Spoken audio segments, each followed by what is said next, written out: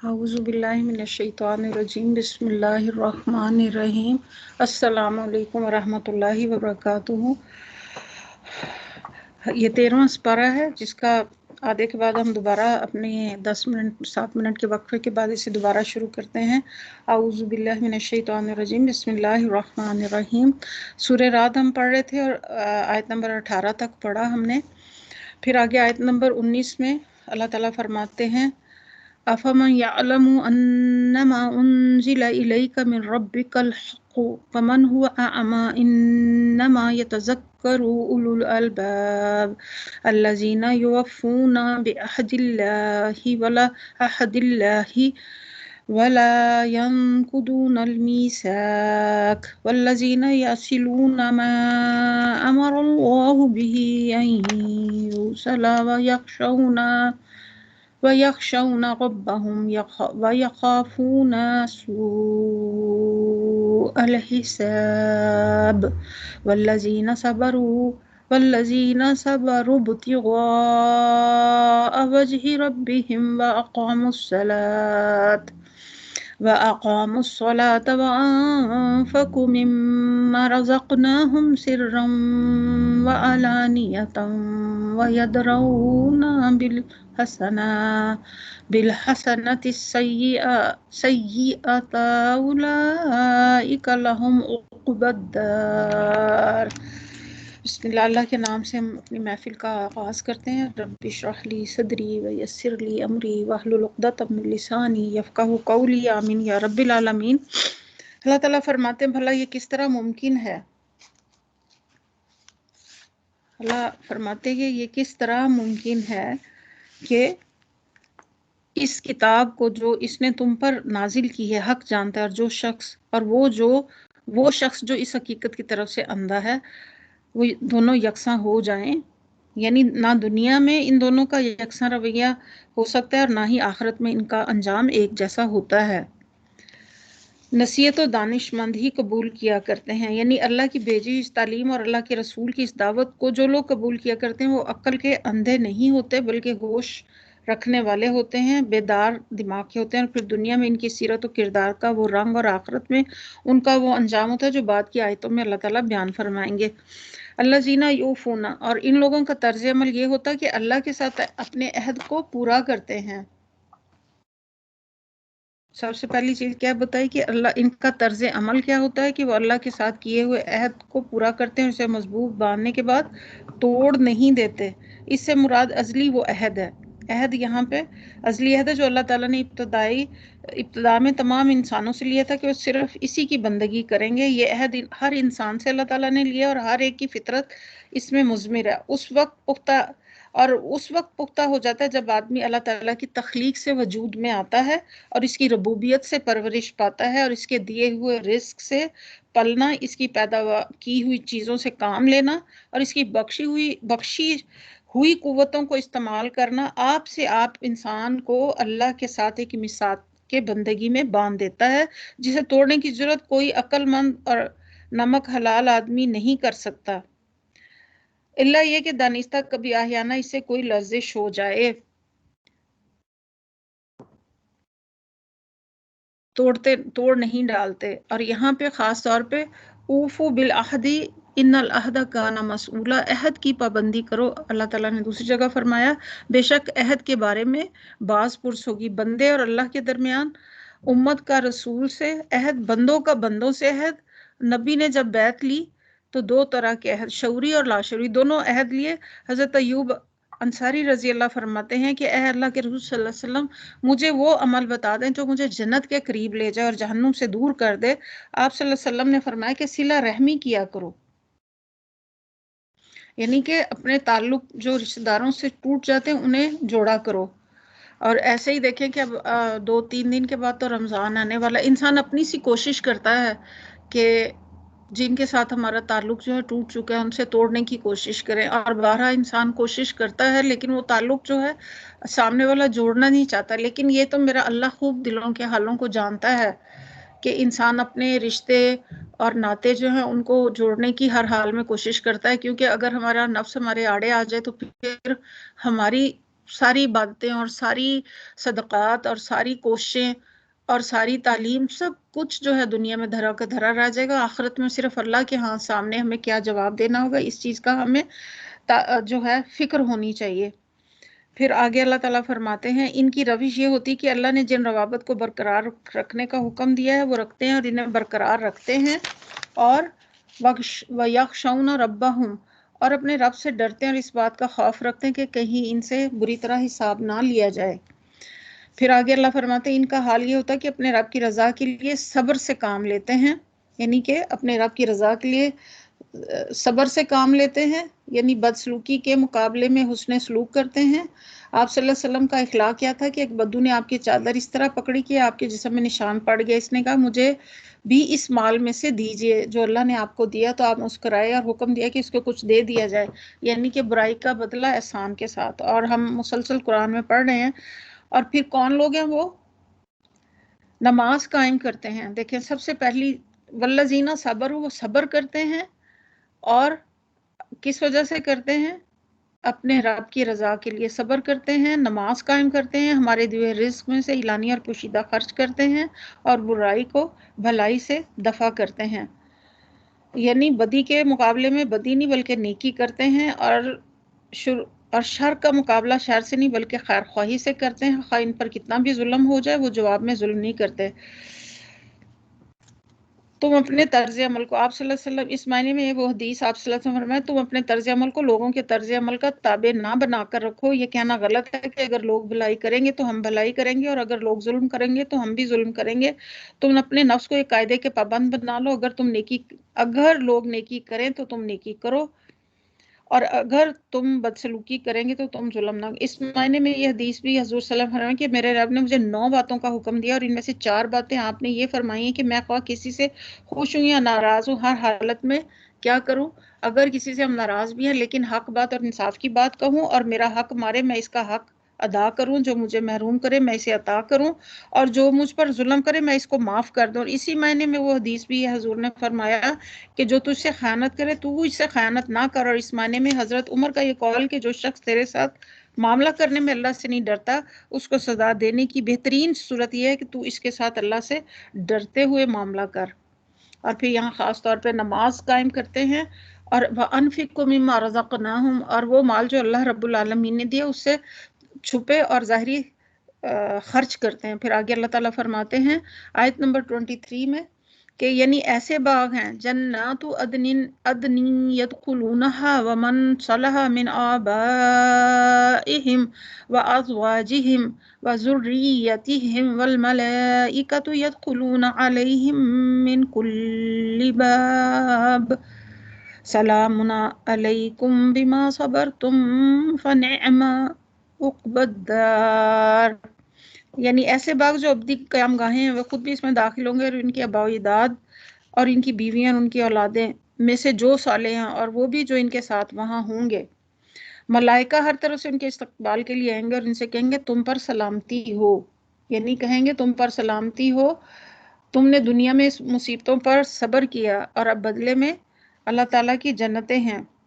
یعنی ہر طرف سے آ کر ان کو سلام کریں گے، بلکہ یہ بھی کہ ملائکہ ان کو اس بات کی خوشخبری دیں گے کہ تم ایسی جگہ آ گئے ہو جہاں تمہارے لیے سلامتی سلامتی، اب یہاں تم پر ہر آفت سے، ہر تکلیف سے، ہر مشقت سے اور ہر خطرے اور اندیشے سے محفوظ ہو، یعنی کہ وہاں پہ انہیں کوئی مشکل نہیں ہوگی. پھر آگے اللہ تعالیٰ فرماتے پس کیا خوب ہے یا، اور ان کے ہاں ملائکہ ہر طرف سے استقبال کریں گے. تم نے دنیا میں جس طرح صبر کیا اور اس کی بدولت آج تم اس کے مستحق ہو، پس کیا ہی خوب یہ آخرت کا گھر ہے. رہے وہ لوگ جو اللہ کے عہد کو مضبوط باندھنے کے بعد توڑتے ہیں، اور جو ان رابطوں کو کاٹتے ہیں جنہیں اللہ نے جوڑنے کا حکم دیا، اور جو زمین میں فساد پھیلاتے ہیں، اور وہ لعنت کے مستحق ہیں، ان کے لیے آخرت میں برا ٹھکانہ ہے.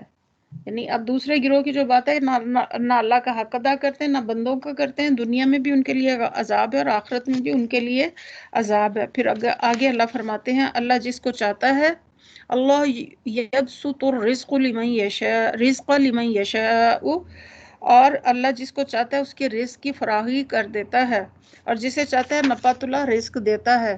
یعنی کہ اللہ جسے چاہتا ہے نپت اللہ رزق دیتا ہے.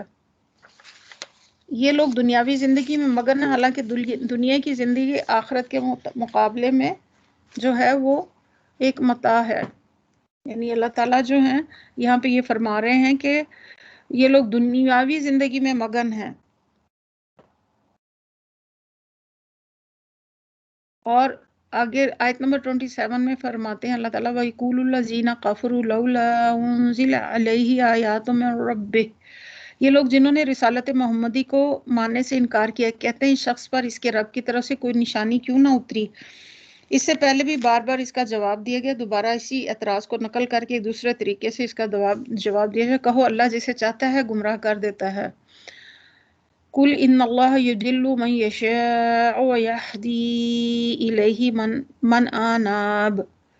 اور اپنی طرف آنے کا راستہ اسی کو دکھاتا جو اس کی طرف رجوع، یعنی جو اللہ کی طرف خود ہی رجوع نہیں کرتا اور اس سے روگردانی اختیار کرتا تو اسے زبردستی راہ راست دکھانے کا طریقہ اللہ کے ہاں رائج نہیں. وہ ایسے شخص کو انہی راستوں میں بھٹکنے کی توفیق دیتا ہے جس میں وہ خود بھٹکنا چاہتا ہے. وہی سارے اسباب جو کسی ہدایت طلب انسان کے لیے سب ہدایت بنتے ہیں، ایک ضلالت طلب آدمی کے لیے وہ سبب ضلالت کے معنی کہ گمراہی کے بنتے ہیں. شمع روشن بھی اس کے سامنے آتی ہے تو راستہ دکھانے کی بجائے اس کی آنکھیں خرا ہی کرنے کا کام دیتی ہیں. اور یہ بار بار اس طرح کے جو ہیں مطالبے کرتے تھے. وہ کہتے تھے کوئی نشانی دکھاؤ تو ہمیں تمہاری صداقت کا یقین ہے. جواب میں کہا نادانو، تمہیں راہ راست نہ ملنے کا اصل سبب نشانیوں کا فقدان نہیں بلکہ تمہیں اپنی ہدایت طلبی کا فقدان ہے. نشانیاں تو ہر طرف بے حد و حساب پھیلی ہوئی. آنکھیں کھول کے دیکھو پوری اس کائنات میں سب سے پہلے انسان اپنے وجود میں دیکھے کہ اللہ تعالیٰ نے ہمیں کس ساخت پہ پیدا کیا اور اللہ تعالیٰ نے ہمیں بولنے کی قوت عطا فرمائی. تمام مخلوقات پر اللہ تعالیٰ نے ہمیں اشرف المخلوق بتایا، ہمیں اپنی چھوٹی چھوٹی تکلیفوں کو بیان کرنے کا بتایا. اور اپنے ہم اگر وجود پر ہی نظر ڈال لیں کہ اللہ نے کسی چیز کی کمی تو نہیں چھوڑی تو ہمیں خود بخود ہی پتہ چل جائے گا کہ بار بار ایسے ہی لوگ ہیں جنہوں نے اس نبی کی دعوت کو الذین آمنوا وتطمئن قلوبہم بذکر اللہ الا بذکر اللہ تطمئن القلوب. آیت نمبر 28 میں اللہ تعالیٰ فرماتے ہیں کہ خبردار اپنی دعوت کو مان لیا اور ان کے دلوں کو اللہ کی یاد سے اطمینان نصیب ہوتا ہے. خبردار ہو، اللہ کی یاد وہ چیز ہے جس سے دلوں کو اطمینان ہوا کرتا ہے. اللہ کی یاد سے دلوں کو اطمینان ہوا کرتا ہے، یعنی دل کے اللہ کے ذکر سے اطمینان، دلوں کو اطمینان ہوتا ہے. جب دل گھبراتا ہے تو تلاوت ہمیں کرنی چاہیے اور جب تک چین نہ آ جائے اور ہم ہلکے نہ ہو جائیں. ایمان والوں کے لیے خاص طور پہ اللہ کے ذکر سے یقیناً اللہ ان کے دل جو ہیں اللہ کے ذکر سے اطمینان پاتے ہیں. ہاں اگر ایمان کی کمی یا اللہ سے بدگمانی ہے تو پھر اور بات ہے. یہاں پر اللہ کے ذکر پر ثابت قدمی کی طرح توجہ دلائی گئی ہے. قالت الاعراب آمنا قل لم تؤمنوا ولكن قولوا اسلمنا ولما يدخل الايمان في قلوبكم. سورہ حجرات میں اللہ تعالیٰ فرماتے ہیں کہ دیہاتی کہتے ہیں ہم ایمان لائے. کہہ دیجئے کہ تم ایمان نہیں لائے، یہ کہو کہ ہم مسلمان ہوئے. ہم بھی پیدائشی مسلمان ہیں. شعوری ایمان تو ہمارے اندر کم ہی داخل ہوتا ہے. اگر ہو تو ذکر لازماً فائدہ دے. اور ابھی تمہارے دلوں میں اطمینان داخل نہیں ہوا. جب ایمان داخل نہیں ہوا تو اطمینان کہاں سے ہوگا؟ راحت پانے کا سب سے بڑا ذریعہ قرآن ہے. ذکر نہ ذکر کرنے والے کی مثال زندہ اور مردہ کسی ہے. کون ہے یہ ذکر کرنے والے؟ صرف ذکر ہی نہیں کرتے، نیک عمل بھی کرتے ہیں. پھر اللہ تعالیٰ آگے آیت نمبر 29 میں کذالک ارسلناک الذین آمنوا وعملوا الصالحات طوبی لہم وحسن مآب. آیت نمبر 29 میں اللہ تعالیٰ فرماتے ہیں کہ پھر جن لوگوں نے دعوت حق کو مانا اور نیک عمل کیا اور وہ خوش نصیب ہے اور ان کے لیے اچھا انجام ہے. آگے اللہ تعالیٰ آیت نمبر 30 میں فرماتے ہیں کذالک ارسلناک فی امۃ قد خلت من قبلها اے محمد صلی اللہ علیہ وسلم، اس شان سے ہم نے تم کو رسول بنا کر بھیجا ہے، یعنی کسی ایسی نشانی کے بغیر جس کا یہ لوگ مطالبہ کرتے ہیں. ایک ایسی قوم میں سے جس سے بہت سی قوتیں گزر چکی ہیں. تاکہ تم ان لوگوں کو وہ پیغام سناؤ جو ہم نے تم پر نازل کیا، اس حال میں کہ یہ اپنے نہایت مہربان اللہ کے کافر بنے ہوئے ہیں۔ ان سے کہو کہ وہی میرا رب ہے، اس کے سوا کوئی معبود نہیں کہ میں اس پر بھروسہ کروں، وہی میرا ملجا اور ماوا ہے، یعنی اس کی بندگی سے منہ موڑتے، اس کی صفات اور اختیارات اور حقوق میں دوسروں کا اس کو شریک ٹھہراتے ہیں اور ان کی نعمتوں کے شکریہ دوسروں کو ادا کرتے ہیں جو اللہ نے انہیں دیا۔ پھر آگے اللہ تعالیٰ آیت نمبر 31 میں فرماتے ہیں وَلَوْ أَنَّ قُرْآنًا سُيِّرَتْ بِهِ الْجِبَالُ أَوْ قُطِّعَتْ بِهِ الْأَرْضُ أَوْ كُلِّمَ بِهِ الْمَوْتُ بَلِ اللَّهِ الْأَمْرُ جَمِيعًا۔ اور کیا ہو جاتا اگر کوئی قرآن ایسا قرآن اتارا جاتا، قرآنًا سُيِّرَت اتارا جاتا جس کے زور سے پہاڑ چلنے لگتے یا یہ زمین شک ہو جاتی یا مردے قبروں سے نکل کر بولنے لگتے۔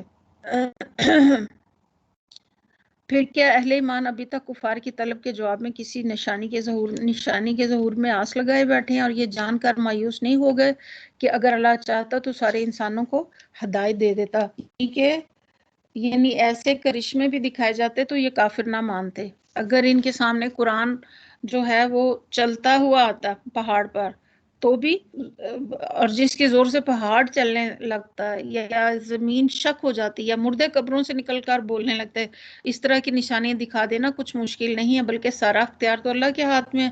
پھر کیا اہل ایمان ابھی تک کفار کی طلب کے جواب میں کسی نشانی کے ظہور میں آس میں لگے ہوئے سارے انسانوں کو ہدایت دیتا؟ اللہ اگر چاہتا تو سارے انسانوں کو ہدایت دے دیتا۔ جن لوگوں نے اللہ کے ساتھ کفر کا رویہ اختیار کر رکھا ہے ان پر ان کے کرتوتوں کی وجہ سے کوئی نہ کوئی آفت آتی رہتی ہے۔ فَصَبَّ عَلَيْهِمْ رَبُّكَ صَوْتَ عَذَابٍ إِنَّ رَبَّكَ لَبِالْمِرْصَادِ۔ تو اللہ تعالیٰ ہر وقت ان کی گھات میں بیٹھے ہوئے ہیں، ان پر کرتوتوں کی آفت آتی رہتی ہے، ان کے گھر کے قریب کہیں نازل ہوتی، یہ سلسلہ چلتا رہے گا یہاں تک کہ اللہ کا وعدہ آن پورا ہو۔ یقیناً اللہ اپنے وعدے کی خلاف ورزی نہیں کرتا، تم سے پہلے بھی بہت سے رسولوں کا مذاق اڑایا جا چکا ہے مگر ہمیشہ منکرین کو ڈھیل دی گئی، آخرکار ان کو پکڑ لیا، پھر دیکھ لو میری سزا کتنی سخت ہے۔ پھر آگے آیت نمبر 33 میں فرماتے ہیں یہ ہے کافروں کی اصل چال، پھر کیا وہ ایک متنفس کی کمائی پر نظر رکھتا ہے، یعنی جو ایک شخص کے حال سے فردن واقف اور جن کی نگاہ کسی نیک آدمی کی نیکی چھپی ہے نہ کسی کی بدی چھپی ہوئی ہے۔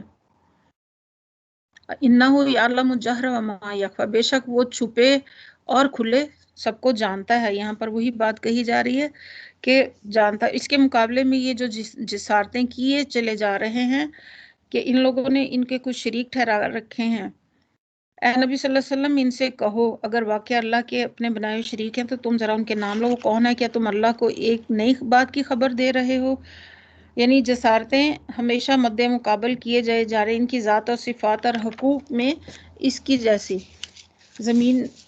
جیسی مخلوق کو شریک کیا جا رہا ہے، اور اس کی خدائی میں رہ کر یہ لوگ سمجھ رہے ہیں کہ ہم جو کچھ چاہیں کریں، ہمیں سے کوئی باز پرس کرنے والا نہیں۔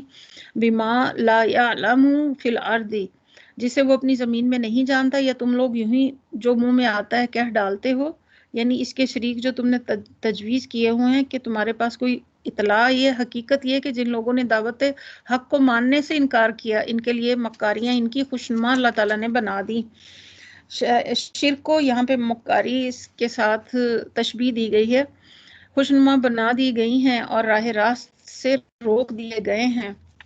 زبردستی نہیں روکے گئے بلکہ یہ چاہتے ہی نہیں کہ یہ راہ راست پر آئیں۔ پھر جس کو اللہ گمراہی میں پھینک دے اسے کوئی راہ دکھانے والا نہیں ہے۔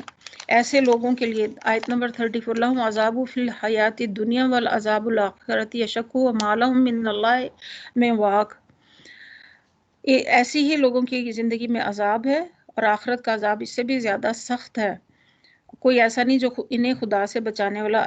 خدا ترس انسانوں کے لیے جنت کا وعدہ ہے، وَمَثَلُ الْجَنَّةِ الَّتِي وُعِدَ الْمُتَّقُونَ تَجْرِي مِن تَحْتِهَا الْأَنْهَارُ أُكُلُهَا دَائِمٌ وَظِلُّهَا تِلْكَ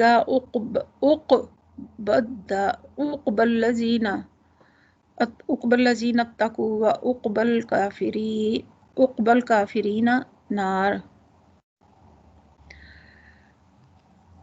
خدا طرف سے انسانوں کے لیے جنت کا وعدہ ہے، ان کی شان یہ کہ ان کے نیچے نہریں بہ رہی ہوں گی، ان کے ایک پھل دائمی ہیں، ہمیشہ دائمی، وذلھا، اور اس کا سایہ زوال ہے، اور یہ انجام ہے متقی لوگوں کا جنہوں نے تقوی اختیار کیا، جنہوں نے اللہ کے احکامات کو مانا، اور منکرین حق کا انجام یہ کہ ان کے لیے دوزخ کی آگ ہے۔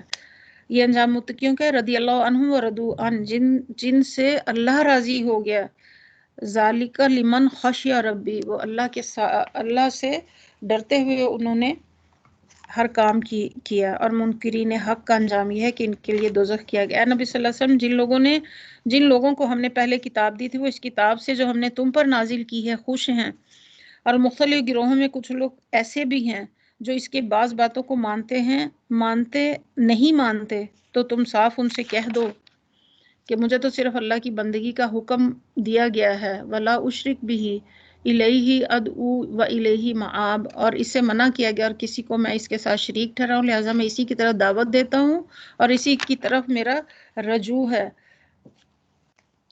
افتؤمنون ببعض الکتاب وتکفرون ببعض، یعنی کہ تم کتاب کا ایک حصہ مانتے اور ایک حصہ نہیں مانتے، یعنی کہ اللہ تعالیٰ کے احکامات میں نماز، روزہ، حج، زکوٰۃ ہم کر لیتے ہیں اور باقی چیزیں ہم چھوڑ دیتے ہیں، یہ بھی اسی چیز میں آتا ہے کہ آدھے احکامات پر عمل کرتے اور آدھے پر نہیں۔ پھر آگے آیت نمبر 37 میں اللہ فرماتے ہیں وَكَذَلِكَ أَنزَلْنَاهُ حُكْمًا عَرَبِيًّا، اسی ہدایت کے ساتھ ہم نے یہ قرآن، یہ فرمان عربی تم پر نازل کیا ہے۔ اب اگر تم نے آیت نمبر یہ 37 ہے، اگر تم نے اس علم کے باوجود جو تمہارے پاس آ چکا لوگوں کی خواہشات کی پیروی کی، تو اللہ کے مقابلے میں نہ کوئی تمہارا حامی و مددگار ہے اور نہ کوئی اس کی پکڑ سے تمہیں بچا سکتا ہے، ولا واق من ولیوم ولا واق، نہ کوئی ولی ہے اور نہ تمہیں بچا سکتا ہے۔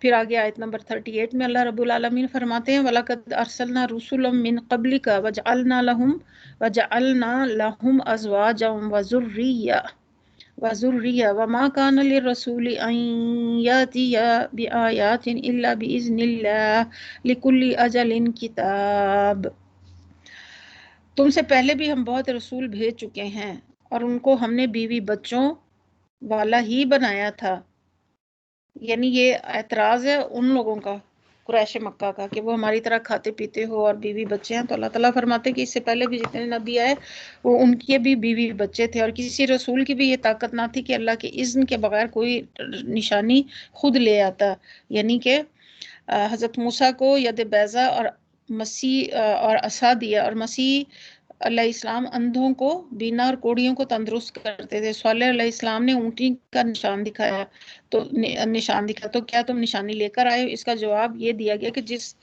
جس نبی نے جو چیز بھی دکھائی اپنے اختیار اپنی طاقت سے نہیں دکھی بلکہ اللہ کے اذن سے دکھائی۔ یمحو اللہ ما یشاء ویثبت وعندہ ام الکتاب، آیت نمبر 39، اللہ جو کچھ چاہتا ہے مٹا دیتا ہے، جس کو چاہتا ہے قائم کرتا ہے، ام الکتاب اسی کے پاس ہے۔ آیت نمبر 40 میں اللہ تعالیٰ فرماتے ہیں اے نبی صلی اللہ علیہ وسلم، جس برے انجام کی دھمکی ہم ان لوگوں کو دے رہے ہیں، ان کا کوئی حصہ خواہ ہم تمہارے جیتے جی دکھا دیں یا اس کے ظہور میں آنے سے پہلے ہم تمہیں اٹھا لیں، بہرحال تمہارا کام صرف کیا ہے، پیغام پہنچا دینا اور حساب لینا ہمارا کام ہے۔ مطلب یہ کہ تم اس فکر میں نہ پڑو، جن لوگوں نے تمہاری اس دعوت کو جھٹلایا اس کا انجام کیا ہوتا ہے، کب وہ ظہور میں آتا ہے، تمہارے سپرد جو کام کیا گیا اسے پوری یکسوئی کے ساتھ کیے چلے جاؤ اور فیصلہ ہم پر چھوڑ دو۔ مگر دراصل خطاب آپ صلی اللہ علیہ وسلم کا سنانا ان لوگوں کو مقصود ہے جو اس چیلنج کے انداز میں بار بار آپ سے کہتے تھے کہ ہماری جس شامت کی دھمکیاں تم دیتے ہو ہم پر وہ عذاب لے آؤ۔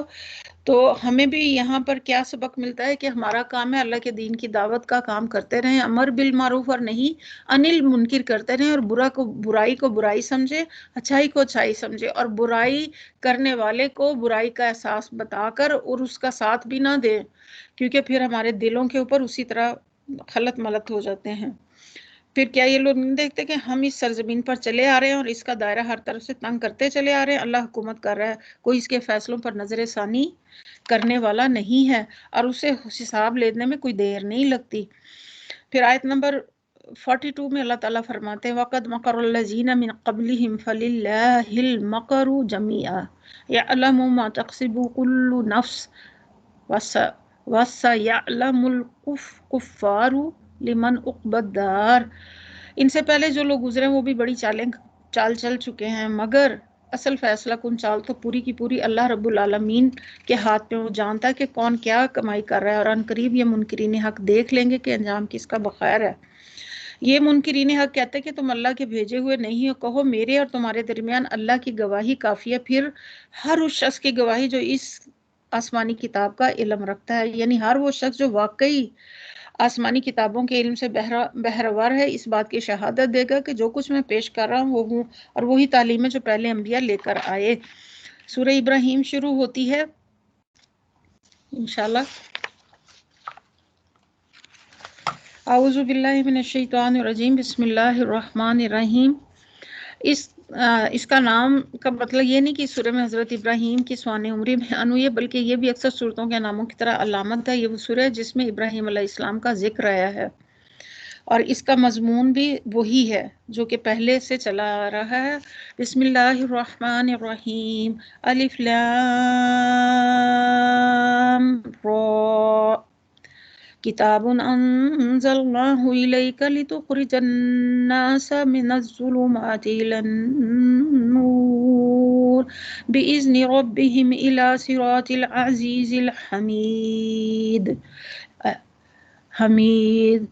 للہ اللہ الذی لہ ما فی السماوات وما فی الارض وویل للکافرین من عذاب شدید الذین یستحبون الحیاة الدنیا علی الآخرۃ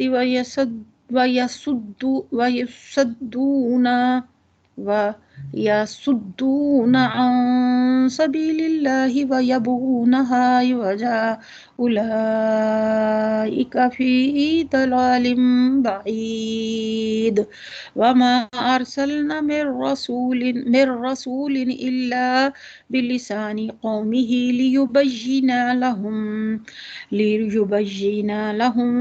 فیضل اللہ من یشاء ویہدی من یشاء وَهُوَ الْعَزِيزُ الْحَكِيمُ۔ بسم اللہ الرحمن الرحیم۔ اے محمد صلی اللہ علیہ وسلم، یہ ایک کتاب ہے، اللہ کے پاک نام سے ہم شروع کرتے ہیں۔ الف لام را، اے محمد صلی اللہ علیہ وسلم، یہ ایک کتاب ہے جس کو ہم نے تمہاری طرف نازل کیا تاکہ تم لوگوں کو تاریکیوں سے نکال کر روشنی میں لاؤ، اور اس کے رب کی توفیق سے اس خدا کے راستے پر جو زبردست اور اپنی ذات میں آپ محمود اور زمینوں اور آسمان کی ساری موجودات کا مالک ہے۔ آپ صلی اللہ علیہ وسلم سے ہم کا مستحق ہے، خواہ اس کی حمد کوئی کرے یا نہ کرے، یعنی اللہ تعالیٰ اپنی ذات میں خود محمود ہے، خود ہی تعریف کے لائق ہے، اور وہی ہمیں تاریکیوں سے نکال کر روشنی میں لانے کا یہاں پہ بتا رہا ہے، شیطانی راستوں سے ہٹا کر اللہ کے راستے پر لانا، اور دوسرے سے ہر وہ شخص جو اللہ کی پرواہ راہ پر نہیں، وہ دراصل جہالت میں ہے، اور خواہ اپنے آپ کو کتنا ہی روشن خیال سمجھے، وہ اپنے اس میں کتنا ہی نور علم سے منور ہو، بخلاف اس کے جس نے اللہ کا راستہ پا لیا، وہ علم کی روشنی میں آ گیا۔ اور پھر اللہ تعالیٰ آسمان اور زمین سے اپنی پوری کائنات سے کا حوالہ دے رہے ہیں، اور سخت تباہ کن سزا قبول حق انکار کرنے والوں کے لیے جو دنیا کی زندگی کو آخرت پر ترجیح دیتے ہیں، یعنی آخرت کا موازنہ ٹھنڈے دل سے دنیا کو پسند کر لیا، اور آخرت کے بارے میں فیصلہ کر چکے کہ جہاں جہاں ان کا مفاد دنیا کے مفاد سے ٹکرائے گا وہاں اسے قربان کرتے چلے جائیں گے۔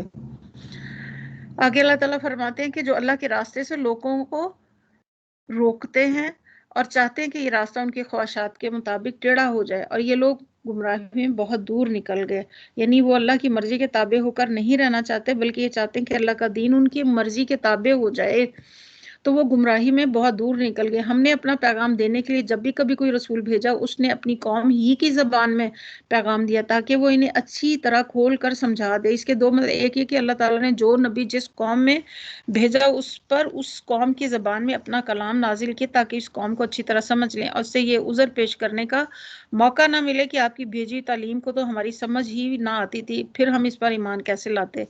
دوسرا مطلب یہ کہ اللہ تعالیٰ نے محض معجزہ دکھانے کی خاطر کبھی یہ نہیں کیا کہ رسول تو بھیجے عرب میں اور وہ کلام سنائے چینی یا جاپانی زبان میں، اسی طرح کے کرشمے دکھانے اور لوگوں کی عجائب پسندی کو آسودہ کرنے کی بنسبت اللہ تعالیٰ کی نگاہ میں تعلیم و تلقین اور تفہیم و تبیین کی زیادہ اہمیت ہے، یعنی تفہیم اور سمجھنے کی اہمیت زیادہ ہے، جس کے لیے ضروری تھا کہ قوم کو اسی زبان میں پیغام پہنچایا جائے جسے وہ سمجھتی ہو، اور وہ جسے چاہتا ہے ہدایت دیتا، اور وہ بالادست اور حکیم ہے۔ یعنی باوجود اس کے کہ پیغمبر ساری تبلیغ اور تلقین اسی زبان میں کرتا ہے جس ساری قوم سمجھتی ہے جسے، پھر بھی وہ سب کو ہدایت نصیب نہیں ہوتی، کیونکہ کسی کلام کے محض عام فہم ہونے سے یہ لازم نہیں آتا کہ سب سننے والے مان جائیں۔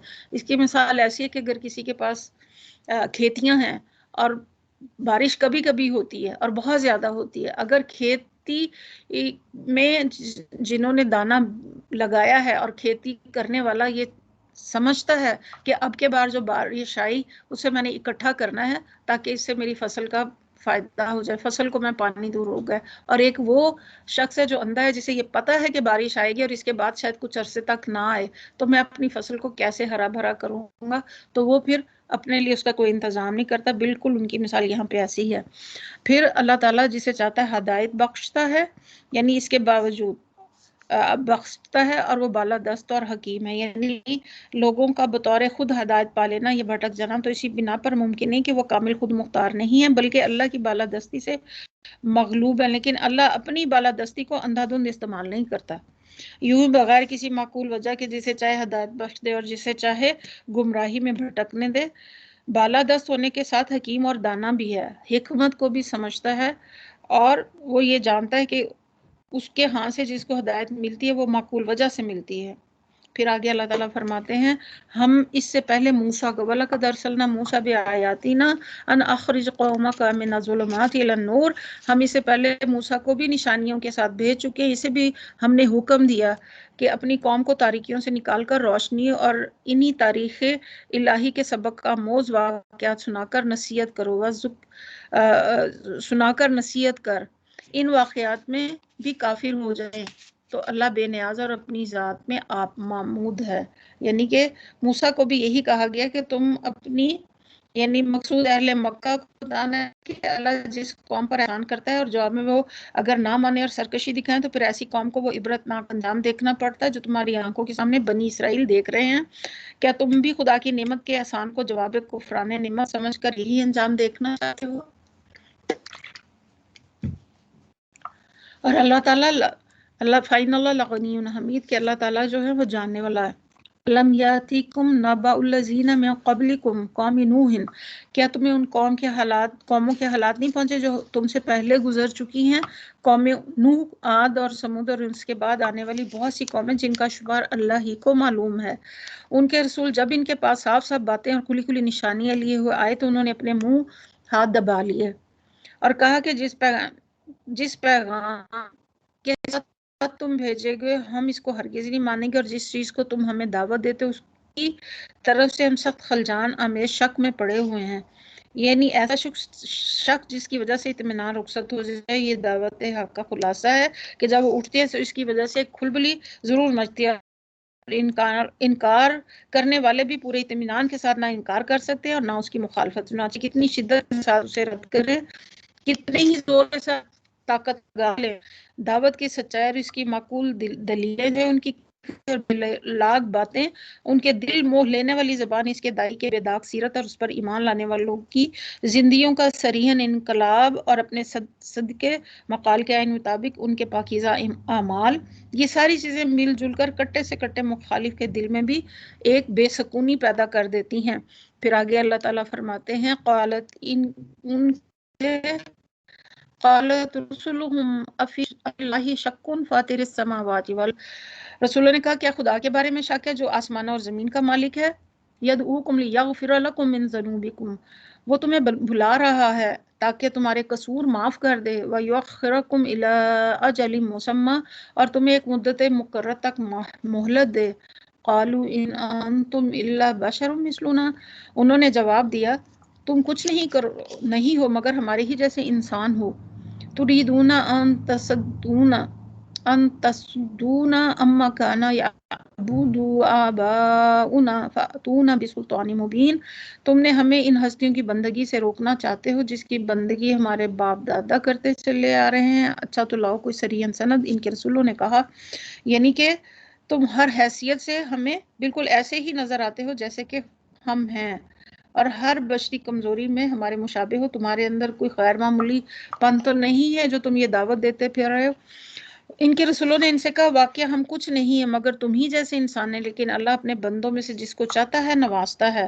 بلا شبہ ہم ہیں تو انسان، مگر اللہ نے تمہارے درمیان ہم کو ہی علم حق اور بصیرت کا کاملہ عطا کرنے کے لیے منتخب کیا.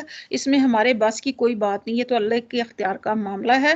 وہ اپنے بندوں میں سے جس کو چاہتا ہے دیتا ہے. ہم یہ نہیں کر سکتے کہ جو کچھ ہمارے پاس آیا وہ تمہارے پاس بھجوا دیں، اور نہ یہ کہہ سکتے کہ جو حقیقتیں ہم پر منکشف ہیں ان سے آنکھیں بند کر لیں. تو آگے فرمایا اور یہ ہمارے اختیار میں نہیں کہ تمہیں کوئی سند لا کے دے. سند تو اللہ ہی کے اذن سے آ سکتی ہے، اور اللہ ہی پر ایمان کو بھروسہ کرنا ہے، اہل ایمان کو. ہم کیوں نہ اللہ پر بھروسہ کریں جبکہ ہماری زندگی کی راہوں میں اس نے ہماری رہنمائی کی، اور جو اذیتیں تم لوگ ہمیں دے رہے ہو اس پر ہم صبر کریں گے. وہ بھروسہ کرنے والوں کا بھروسہ تو پھر اللہ ہی پر ہوتا ہے.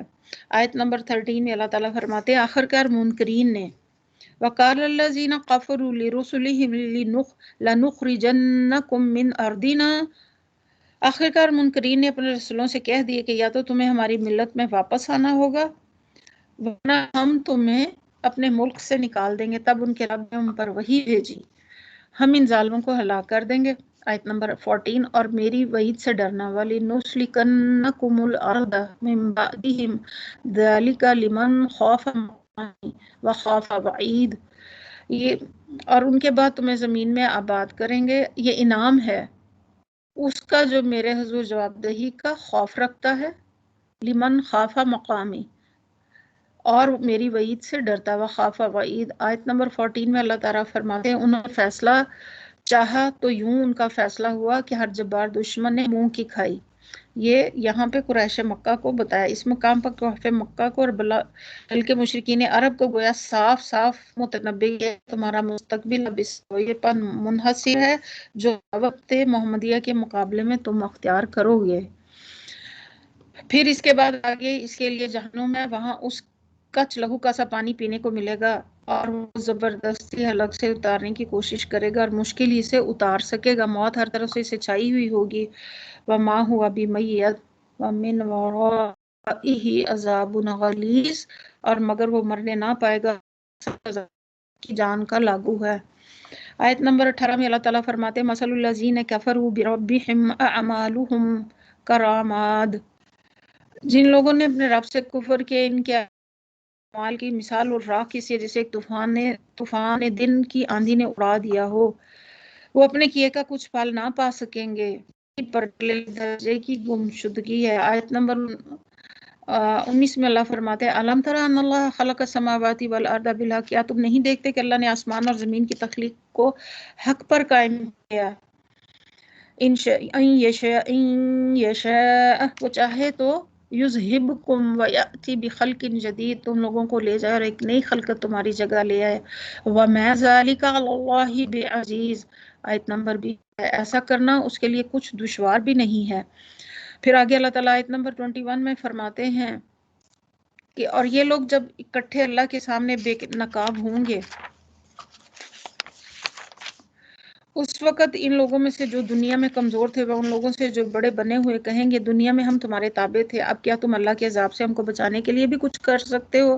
وہ جواب دیں گے اگر اللہ نے ہمیں نجات کی کوئی راہ دکھائی ہوتی تو ہم ضرور تمہیں دکھاتے، اب تو یکساں ہیں خواہ ہم جزا فضا کریں یا صبر. بہرحال ہمیں بچنے کی کوئی صورت جو ہے نظر نہیں آتی.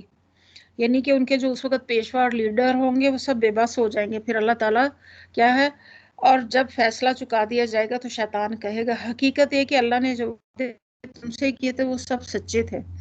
پھر اس وقت شیطان کہے گا قضی الامر ان اللہ وعدکم وعد الحق وعدتکم فاخلفتکم. جتنے وعدے کیے تھے وہ سب سچے تھے اور جتنے وعدے کیے ان میں سے کوئی بھی پورا نہ کیا. وما کان لی علیکم من سلطان. زور تو نہ تھا، نہیں میں نے تو اس کے سوا کچھ نہیں کیا کہ اپنے راستے کی طرف تمہیں دعوت دی اور تم نے میری دعوت پر لبیک کہہ دیا. اب مجھے ملامت نہ کرو، اپنے آپ کو ملامت کرو. یہاں نہ میں تمہاری فریاد سن کر سکتا ہوں اور نہ تم میری اس سے جو تم نے مجھے خدائی میں شریک بنا رکھا تھا، میں اس سے بری الزمہ ہوں۔ ایسے ظالموں کے لیے تو یقیناً دردناک لہم عذاب النظیم سخت عذاب ہے۔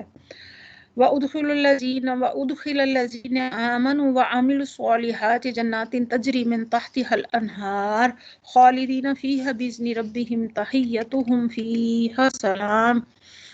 برخلاف اس کے جو لوگ دنیا میں ایمان لائے ہیں اور جنہوں نے نیک عمل کیے ہیں، اور وہ ایسے باغوں میں داخل کیے جائیں گے جن کے نیچے نہریں ہوں گی، بہتی ہوں گی، وہاں وہ اپنے رب کے اذن سے ہمیشہ رہیں گے، اور وہاں ان کا استقبال سلامتی کی مبارکباد سے ہوگا۔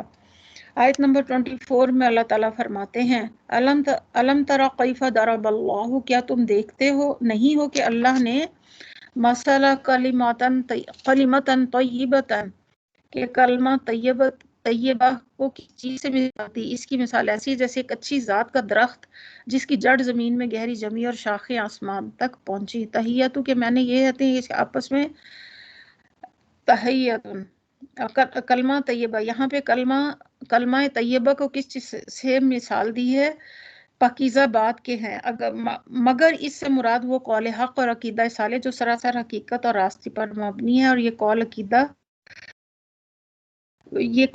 قرآن مجید کی روح سے لازماً وہی ہو سکتا ہے جس میں توحید کا اقرار، انبیاء اور کتب آسمانی کا اقرار اور آخرت کا اقرار ہو، کیونکہ قرآن انہی امور کو بنیادی صداقتوں کی حیثیت سے پیش کرتا ہے۔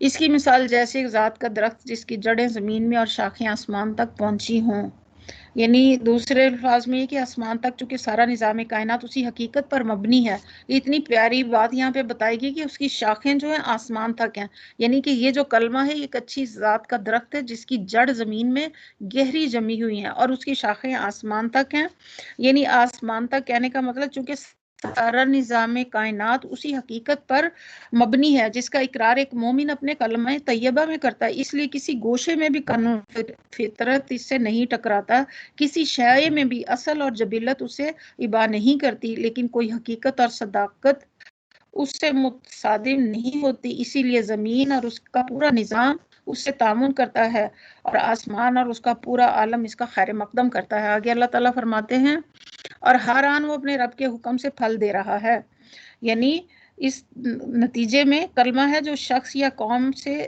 اسے بنیاد بنا کر اپنی زندگی کا نظام اس پر تعمیر کرتی ہے، اس کو ہر آن اس کے مفید نتائج ہوتے رہتے ہیں، اور وہ فکر میں سلجھاؤ میں، طبیعت میں سلامت مزاج اور اعتدال، اور سیرت میں مضبوطی، اخلاق میں پاکیزگی، اور روح میں لطافت، اور جسم میں طہارت اور نظافت، اور اپنے برتاؤ میں خوشگواری، معاملات میں راست بازی، کلام میں صداقت، شعاری قول و قرار میں پختگی، اور معاشرت میں پھر کیا کرتے ہیں؟ حسن سلوک، تہذیب میں فضیلت، تمدن میں توازن، معیشت میں کیا کرتے ہیں؟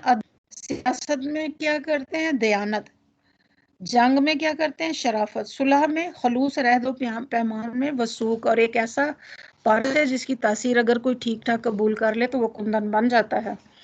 پھر آگے اللہ تعالیٰ فرماتے ہیں اور کلمہ خبیثہ کی مثال دیتے ہیں کہ وہ ایک ایسا درخت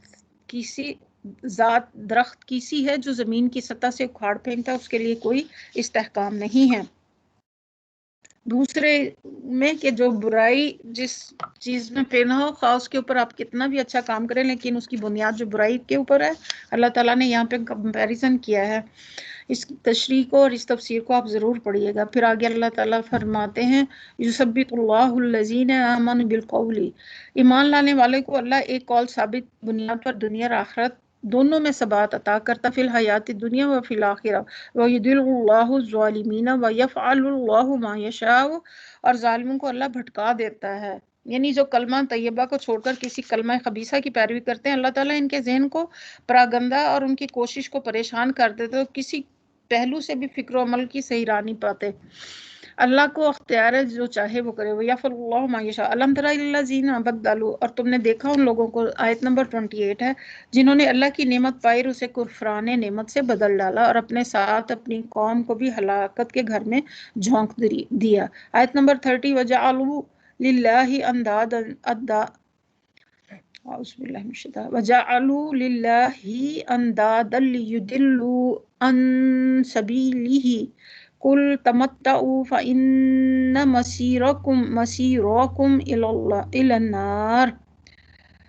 یعنی جہنم میں جس میں وہ جھل جائے، جہنم یصلونہ بیسل قرار.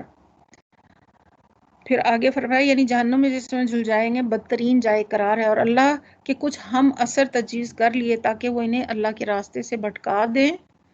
ان سے کہو اچھا مزہ کر لو، تم آخر کار تمہارا پلٹ کر جانا وہ دوزخ ہی ہے. پھر آگے اللہ فرماتے ہیں آیت نمبر 31 میں کل عبادی الذین آمنوا یقیموا الصلاۃ وینفقوا مما رزقناہم سرا وعلانیۃ من قبل ان یاتی یوم لا بیع فیہ ولا خلال. اللہ الذی خلق السماوات والارض وانزل من السماء ماء. اے نبی صلی اللہ علیہ وسلم جو بندے ایمان لائے ان سے کہہ دو کہ نماز قائم کریں اور جو کچھ ہم نے ان کو دیا ہے اس میں سے کھلے اور چھپے خرچ کریں. مطلب کہ اہل ایمان کی روش کفار کی روش سے بالکل مختلف ہے. وہ تو کفران نعمت ہے، انہیں شکر گزار ہونا چاہیے. اس شکر گزاری کی عملی صورت یہ کہ نماز قائم کریں اور اللہ کی راہ میں وہ مال خرچ کریں جو اللہ تعالیٰ نے انہیں دیا، کیونکہ جان بھی اللہ کی دی ہوئی ہے، مال بھی اللہ کا دیا ہوا ہے، اور ہدایت بھی اللہ ہی کی دی ہوئی ہے کہ ہم سیدھے راستے پہ چل رہے ہیں. اور ہمارے دل میں جو خلوص اور محبت ہے اللہ کی چہرے کے لیے، تو پھر ہم اسی لحاظ سے اسی محبت سے اللہ کی راہ میں مال خرچ کریں. پھر آگے اللہ تعالیٰ فرماتے ہیں اللہ الذی خلق السماوات، اللہ وہی تو ہے جس نے زمینوں اور آسمانوں کو پیدا کیا اور آسمان سے پانی برسایا.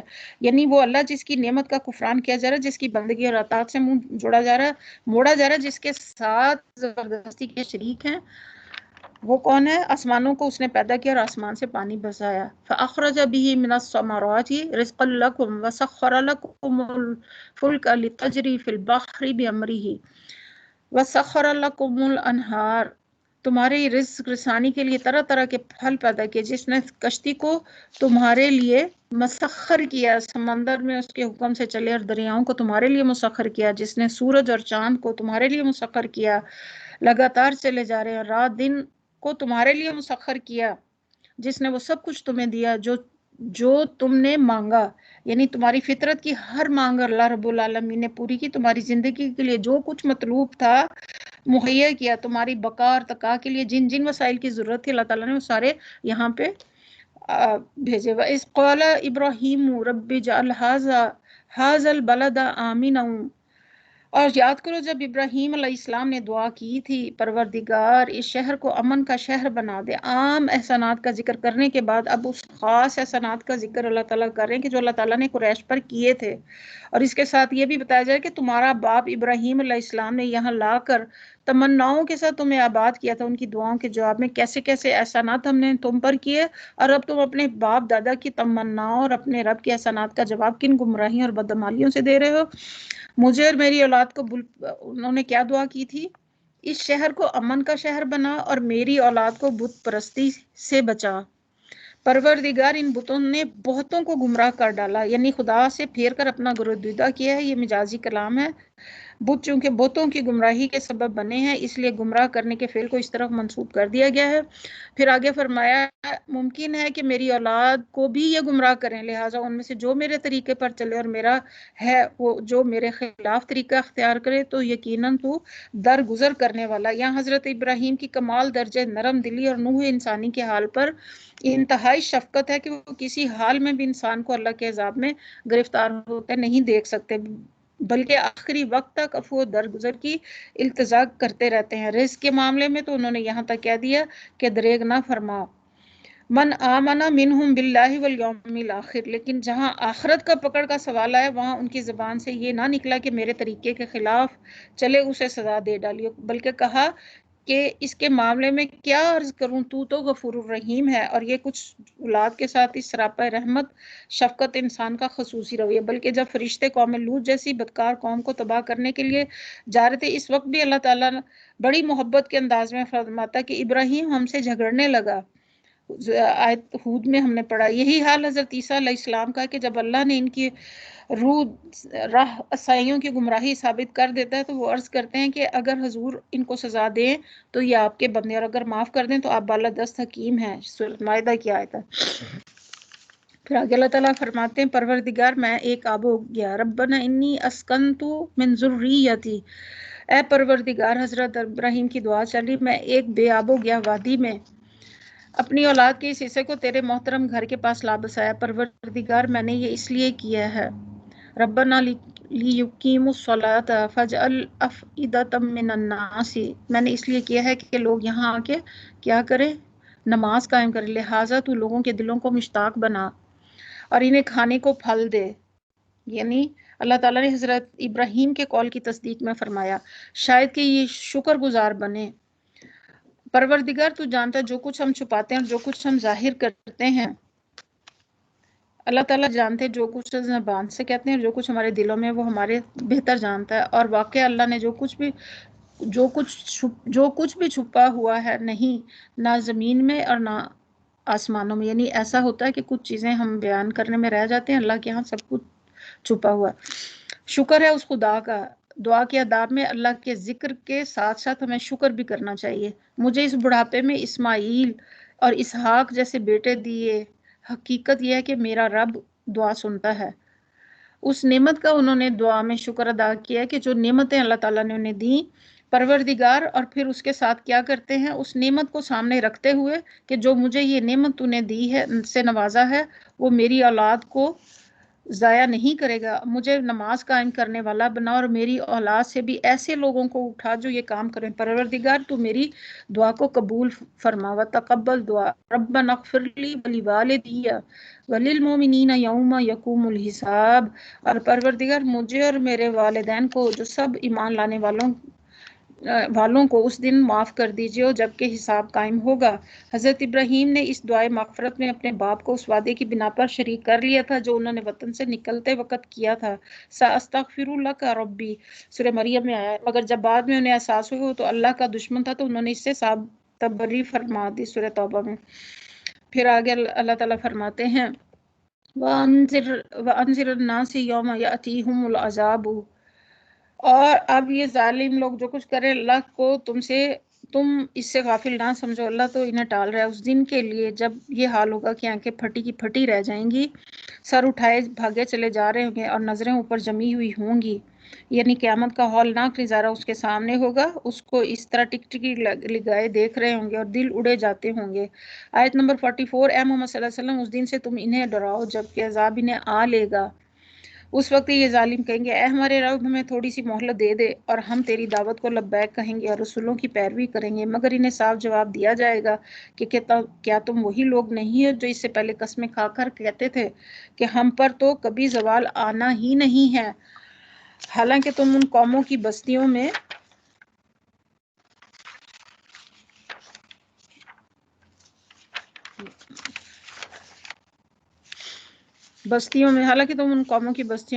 رہ بس چکے تھے جنہوں نے اپنے اوپر ظلم کیا تھا، اور دیکھ چکے تھے کہ ہم نے ان سے کیا سلوک کیا اور ان کی مثالیں دے دے کر ہم نے کیا تمہیں سمجھایا نہیں تھا۔ انہوں نے اپنی ساری ہی چالیں چل دیکھی، مگر ان کی ہر چال کا توڑ اللہ کے پاس تھا، اگرچہ ان کی چالیں ایسی غضب کی تھیں کہ پہاڑ ان سے ٹل جائیں۔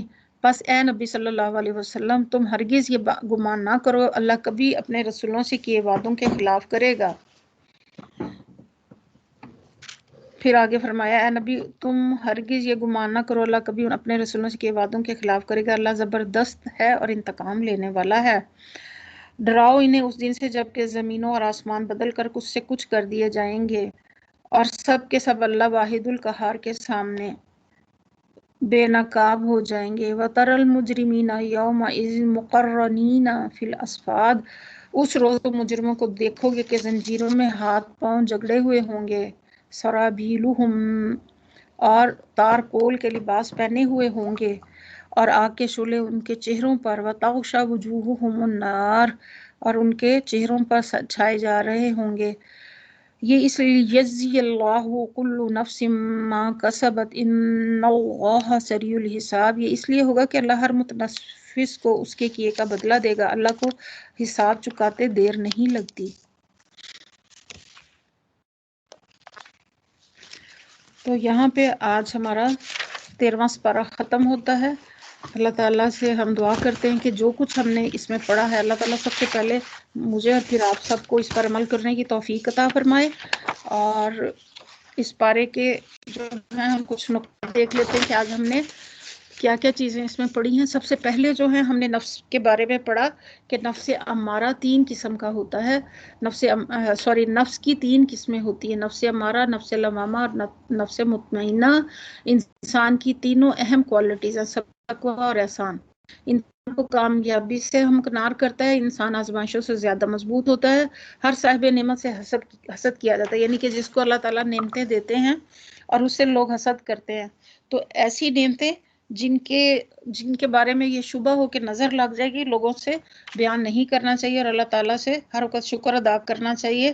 اور انسان کا ایمان جو ہے امید اور خوف کے درمیان ہونا چاہیے. ہمیں اللہ سبحانہ تعالیٰ سے کیا کرنا ہے؟ حسن ظن رکھنا ہے. جیسے کہ ہم نے حدیث میں پڑھا تھا کہ آپ صلی اللہ علیہ وسلم ایک لڑکے کی موت کے وقت اس کے پاس گئے، تو آپ صلی اللہ علیہ وسلم نے اس سے پوچھا، تو انہوں نے کہا کہ مجھے اللہ کے اوپر پوری امید ہے اور خوف بھی ہے. تو حسن ظن رکھنا چاہیے اور امید زیادہ رکھنی چاہیے کہ اللہ مجھے معاف کریں گے. اور اگر آخرت ہو جائے تو دنیا کے غم ہلکے، اگر آخرت کی ہمیں فکر ہو جائے گی کہ دنیا کے غم بہت ہلکے ہو جائیں گے.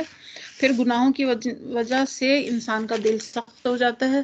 جتنی آپ نے دیکھا حضرت یعقوب علیہ السلام کو کتنی مشکلات سے اللہ تعالیٰ نے گزارا، اور کہتے ہیں نا المال والبنون زینت الحیات، دنیا کی زینت ہے، لیکن اللہ نے قرآن میں یہ بھی فرما دیا کہ وَلَنَبْلُوَنَّكُمْ بِشَيْءٍ مِّنَ الْخَوْفِ وَالْجُوعِ وَنَقْصٍ مِّنَ الْأَمْوَالِ.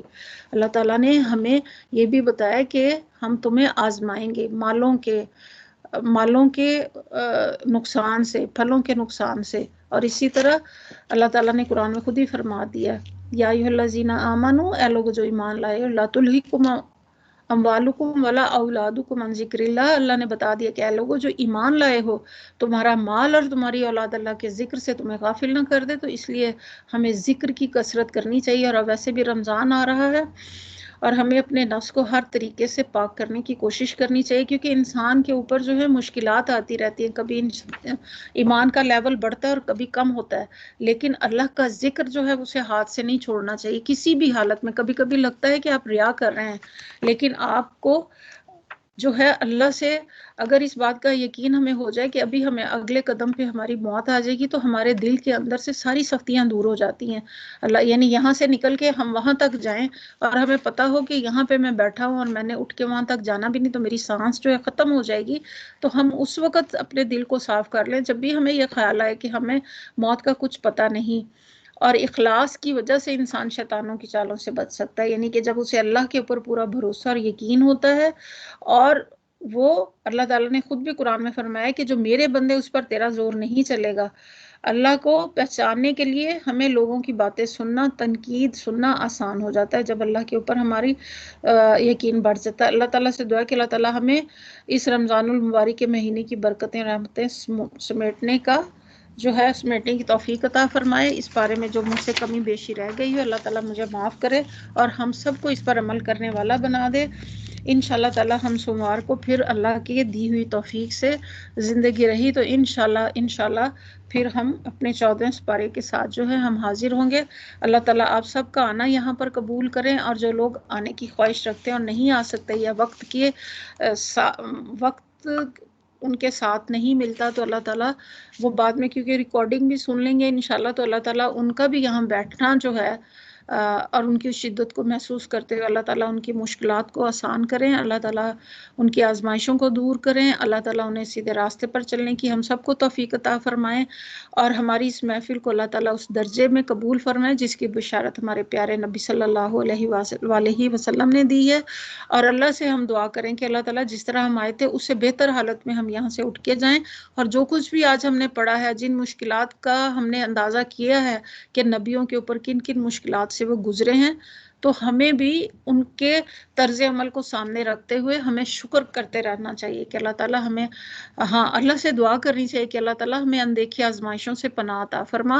لیکن اس کے ساتھ ساتھ اللہ تعالیٰ نے جب کہہ دیا کہ مومن کی آزمائش ہوگی تو آزمائش ہو، تو پھر اللہ ہمیں اس میں استقامت کی ہم دعا کریں. اللہ سے دعا کہ ہمیں اللہ تعالیٰ معاف کر دیں. سبحانک اللہ. آئیے دعا مانگ لیتے ہیں، اور اللہ کی اس محفل کے اندر آپ بیٹھ کے اپنے طور پہ بھی جتنی دعا مانگیں گے اللہ رب العالمین اسے اپنی بارگاہ میں انشاءاللہ قبول فرمائیں گے. اور وہ ہمارا خالق ہے، مالک ہے، فرما روا ہے، اور ہمارا اسی کے آگے جو ہے ہمیں سر جھکانا ہے، اور زبان اور دل سے ہر لحاظ سے ہم اللہ کے آگے سر مسجود ہیں. اللہ ہماری خطاؤں سے درگزر فرمائے. سبحان ربی رب عزت عما یصفون وسلام علی المرسلین والحمد للہ رب العالمین وصلی اللہ تعالی خیر خلقی محمد وآلہ وصحبہ اجمعین برحمتک یا ارحم الراحمین آمین. سبحانک اللہم و بحمدک اشہد ان لا الہ الا انت استغفرک و اتوب الیک. آمین ثم آمین. السلام علیکم ورحمۃ اللہ وبرکاتہ.